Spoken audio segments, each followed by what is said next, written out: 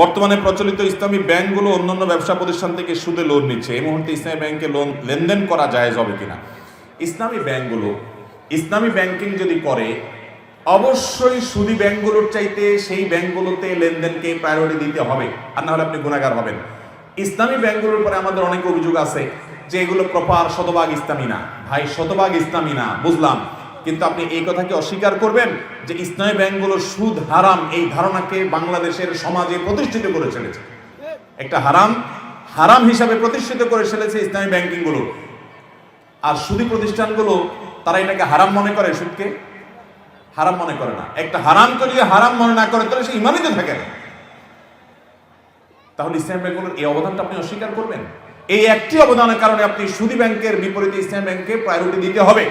ইসলামী ব্যাংকগুলোতে কোনো ঝামেলা তৈরি হলে, বিপদ হলে সুদী ব্যাংকগুলো দেখবেন যে অনেক মজা নেয়।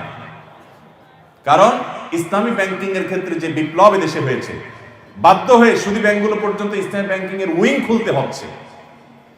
আল্লাহ রাব্বুল আলামিন ইসলামী ব্যাংকিং এর গুরুত্ব আমাদের ব্যক্তি জীবনে সব ক্ষেত্রে আমাদেরকে বোঝার তৌফিক দান করুন। তো যাই হোক, যদি ইসলামী ব্যাংক অন্য ব্যাংক থেকে সম্পূর্ণ সুদভিত্তিক লোন নেয়, সন্দেহাতীতভাবে সে হারাম কাজ করছে এবং এই কাজটা নিষিদ্ধ কাজ।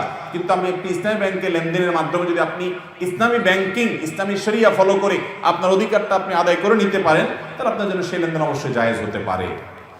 এরপরে প্রশ্ন হলো, এনজিওতে চাকরি করা জায়েজ আছে কিনা? এনজিওতে চাকরির ক্ষেত্রে প্রতিদিন মেয়েদের সাথে অনেক হারাম কাজ, যেমন পর্দার খেলাপ কাজ করতে হয়, যা আমি বুঝতে পারি হারাম, কিন্তু না করে পারি না চাকরি বাঁচানোর জন্য। প্রথম কথা হলো, আমাদের সমাজে অনেকে মনে করে এনজিও চাকরি মানেই হারাম। ভাই, এনজিও মানেই কিন্তু সুদের প্রতিষ্ঠান না। এনজিও মানে নন গভর্নমেন্ট অর্গানাইজেশন, বেসরকারি সংস্থা। সেটা সুদের কারবার ছাড়াও বেসরকারি সংস্থা থাকতে পারে কি পারে না? অনেক ইসলামিক এনজিও আছে। অতএব এনজিও মানেই খারাপ শতভাগ তা না। তবে হ্যাঁ, বেশিরভাগ এনজিও মানেই হলো তারা দারিদ্র বিমোচনের নামে সুদী লোন দিয়ে মানুষকে আরো ফকির বানায়, মানুষের উপর সুদের বোঝা চাপায়, হারাম কাজ মুসলমানদেরকে দিয়ে করায়।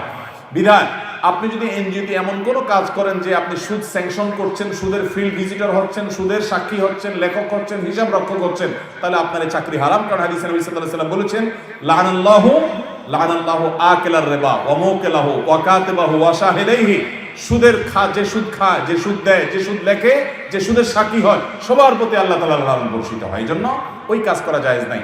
আপনি যদি কোনো এনজিওতে এমন কোনো পদে চাকরি করেন যেই পদে আপনি কোনো হারাম কাজ করতে হয় না, হালাল কাজ করেন, আর এই যে বলেছেন মেয়েদের সাথে আপনার সেখানে হারামে লিপ্ত হওয়ার কোনো পরিবেশ না থাকে, তাহলে আপনি সেখানে কাজ করতে পারেন। আর যেখানে আপনার ঈমান আমল বাঁচাতে পারেন না, আপনি নিশ্চিত গুনাহের মধ্যে পড়ে যান, ওই চাকরি প্রয়োজনে করবেন না। না খেয়ে থাকবেন, রিক্সা চালাবেন, কিন্তু সে হারাম থেকে বেঁচে থাকবেন। দুনিয়াতে পুরো জীবন অনন্ত অসীমকাল আমরা কাটাতে পারবো না। আমাদেরকে একটা নির্দিষ্ট সময় চলে যেতে হবে। বিদায় হারামের কাছে আমরা কখনো মাথা নত করবো না।